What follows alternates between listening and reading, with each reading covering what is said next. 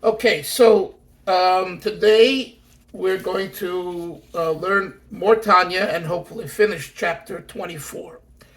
Chapter 24 in Tanya, Perek Chof Dalet, is the chapter in which the Alter Rebbe looks at what separates a Yid, a Jew, from God. And if you ask a Jew on the street, he'll tell you very simple: a sin, an Aveira, a transgression. But the Alter Rebbe, in his wonderful style, doesn't suffice with that simple answer, which is true. But the Alter Rebbe goes into details and goes into the ideology of an Aveda, the philosophy of an Aveda. What is the philosophy of an Aveda? A transgression. The word Aveda, Hillel, comes from the word lahavir, avor, to cross over, to transfer. Where are you transferring from? You're transferring the energy that's designated for Kedusha, for holiness. You're transferring it to a place called Klippa, negativity. So if you think that the word Aveira means sin, it doesn't mean sin. It's wrong. The Hebrew word for sin is chet, chatayim, sins. The word Aveira means to transfer, to go over, lahavir, right? To cross the Yarden. What are we doing when we're doing Aveda? We're taking the energy that Hashem puts into Kedusha, and when we do something that's against Hashem's will, we're transferring it to the wrong area, to the area of klipa, shtus, foolishness, no goodness, and all that. That's what the word Avera means. The Alter Rebbe also said in this chapter until now that this nekuda, this point, is the commonality between all averos, between all transgressions. And in today's shir, which we will learn soon, he will quote the Mishnah that one should not weigh the difference between what we call a heavy mitzvah or a lightweight mitzvah, and vice versa, a heavy avera and a lightweight avera. In other words, there's certain averos I won't do. I won't go that far, but others I will. Says the Balatanya in this chapter that from the perspective of Hashem, of God, as soon as you're over al rotzaina, you desecrate God's will, it makes no difference whether it's light or stringent or heavy. It makes no difference. You have broken the agreement. And this is true for every Aveda. Says the Balatanya, this is the antithesis of Yichud Hashem, of God's unity. In the previous chapter, in 23, the Alter Rebbe spoke about the unity with Hashem through Torah and mitzvahs. So now in 24 he says, I want you to know that there is a challenge to that, and that's called the Aveira. Why that is, he doesn't really say in the chapter, but we know that's for the purpose of free will. If we wouldn't have that, then everyone would just feel proper and right the whole time. And the quality of the service wouldn't be qualitatively strong. It would be rather robotic. And if it's robotic, it's meaningless. But that he doesn't say in the chapter. So this is the nekuda, the point of this chapter 24. And again, what's the connection to the Beinani? Because remember, this is a treatise. The first 53 chapters of Tanya is a treatise on everyone being a potential Beinani. So what is the connection to the Beinani? The answer is that the Beinoni's job is to always be mindful of one nekudah. How do I create unity? That's the one nekudah, whether you're on the beach, whether you're home, whether you're traveling, whether you're with family, whether you're in an argument, whether you're in a session with a client. You have to always be cognizant. How and what am I going to do to create unity between God and the situation? And it's not an answer that's similar for every person. Every person has a different way of creating unity. But what is similar is, and what you have to ask yourself is in what I'm doing now creating unity? And if not, you need to ask yourself, how can I create unity with Hashem? Unity with Hashem means that Hashem is now, imagine walking into my office, walking into my house, and for that matter, walking into my bedroom. Will Hashem say, I'm proud to be here? And this makes a person who's, serious and interested think, hey, what am I doing? How am I doing it?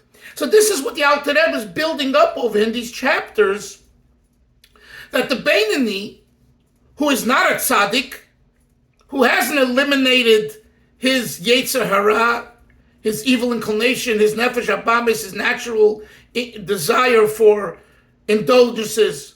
Rather, they are really working well. And any moment that they're ready to, we talk about therapy, some of you and therapists, God forbid someone who has depression, the suicidal moment can be out of the blue, just one moment.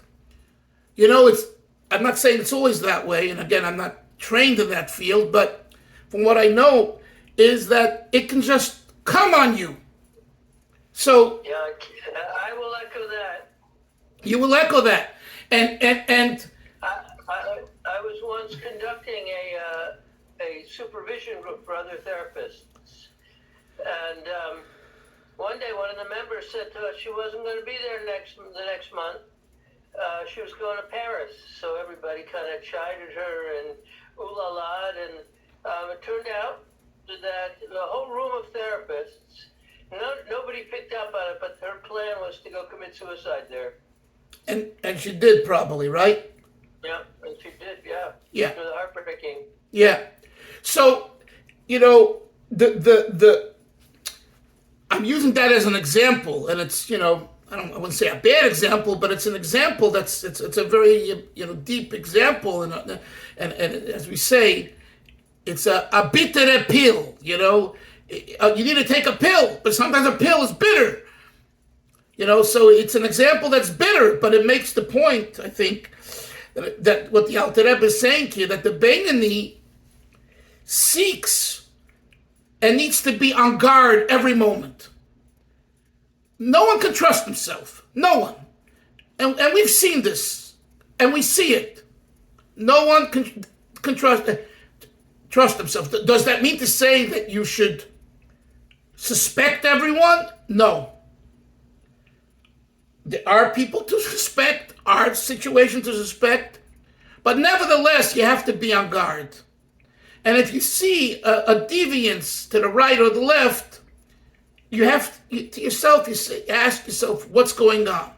Now, within ourselves as well, a person, has to ask themselves, is my avodah, is my service to Hashem really creating the bond, the unity? So here in chapter 24, Perek Chof Daled, the Alter Rebbe addresses what is the antithesis to the yichud, to the bond, to the unity, and that is the avera. So therefore, we have to understand that an avera isn't just, hey, eating on Yom Kippur, God forbid, but doing something that's just insulting someone or being rude, big deal, and vice versa.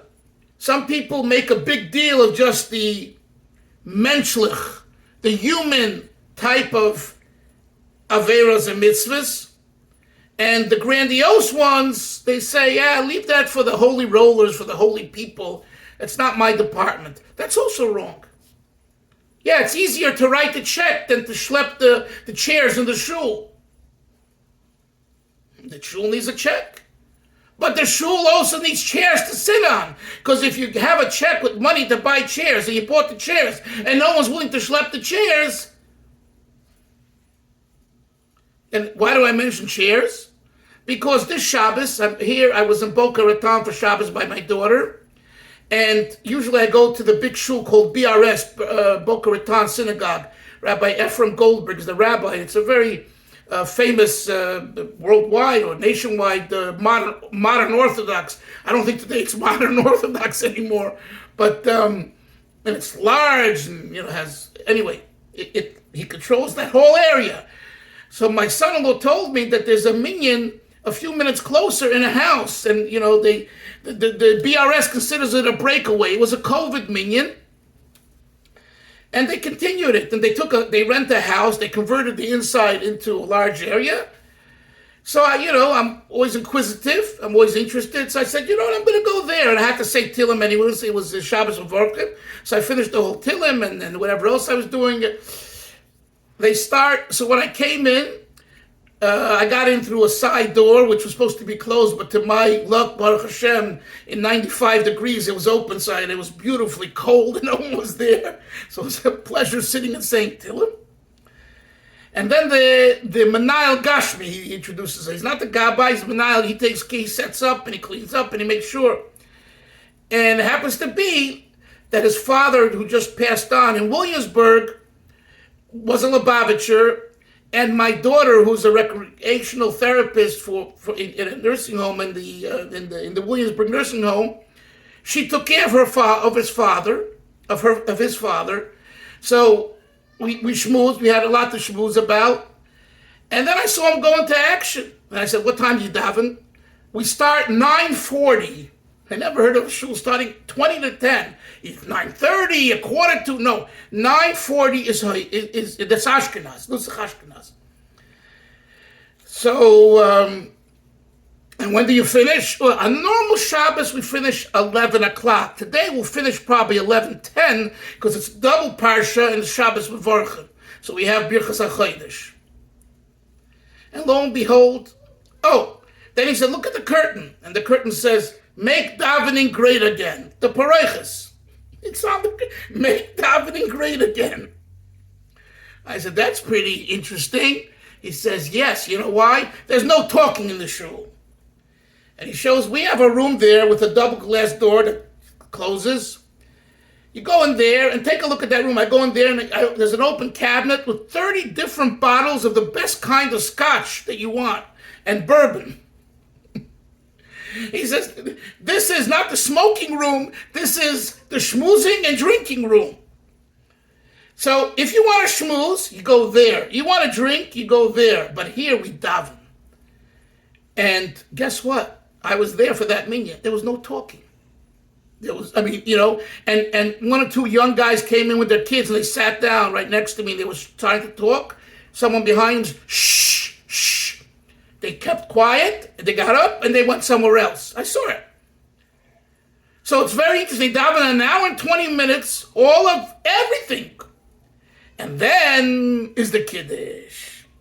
So here it's like quiet, and you're talking about 100 people in the room. And there's outside women, 10, 15 women. And it goes like clockwork. No drasha.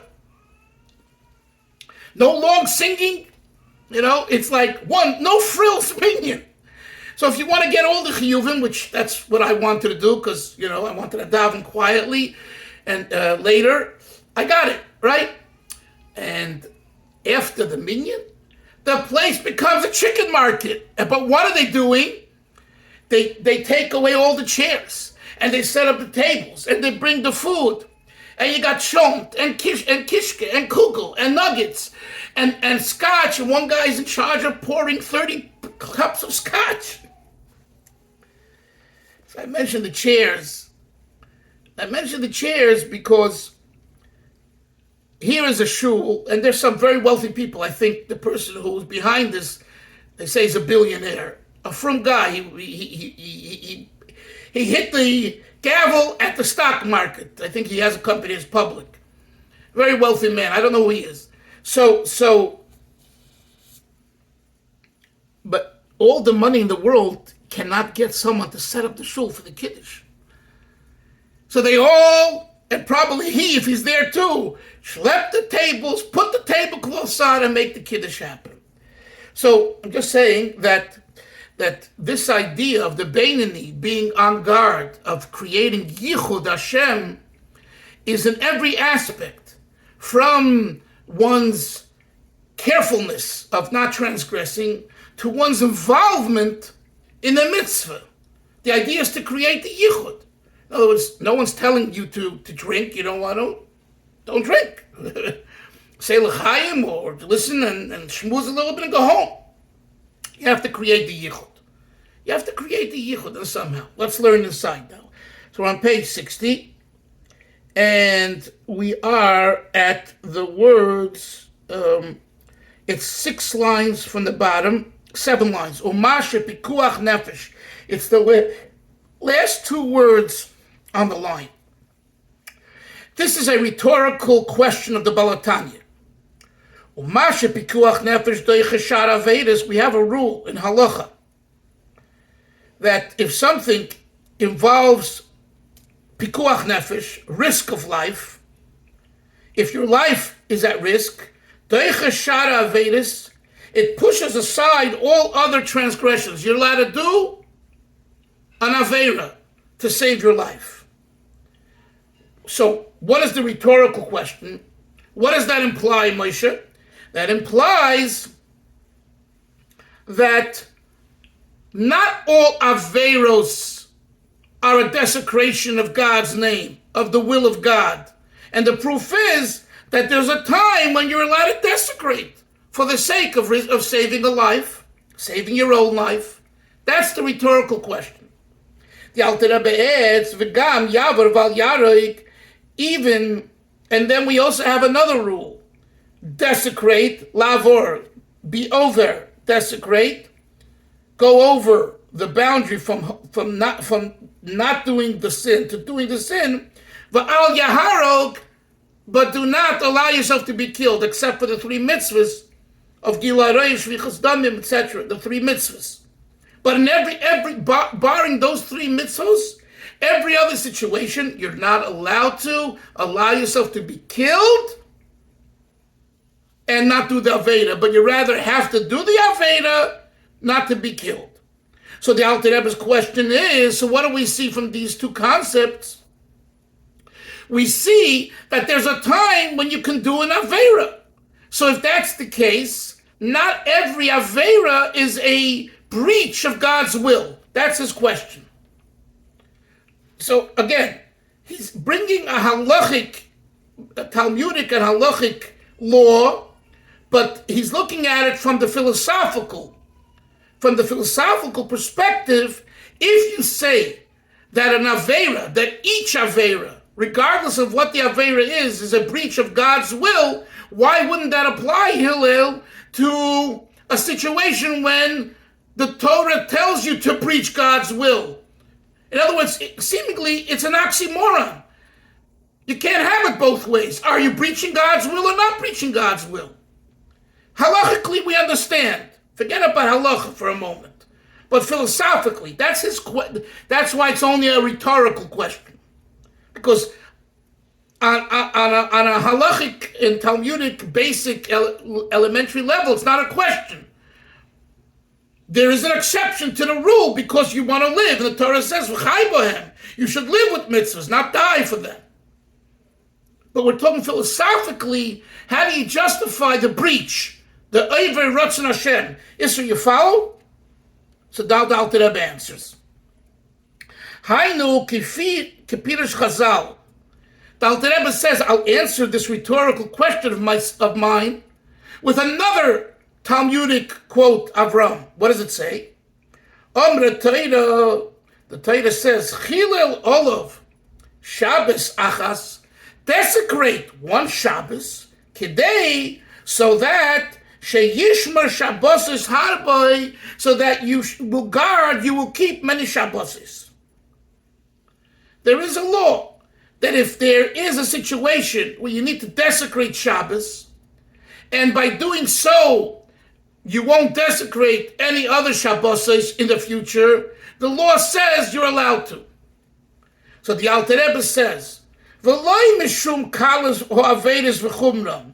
It's not because the leniency of transgressions or their stringency.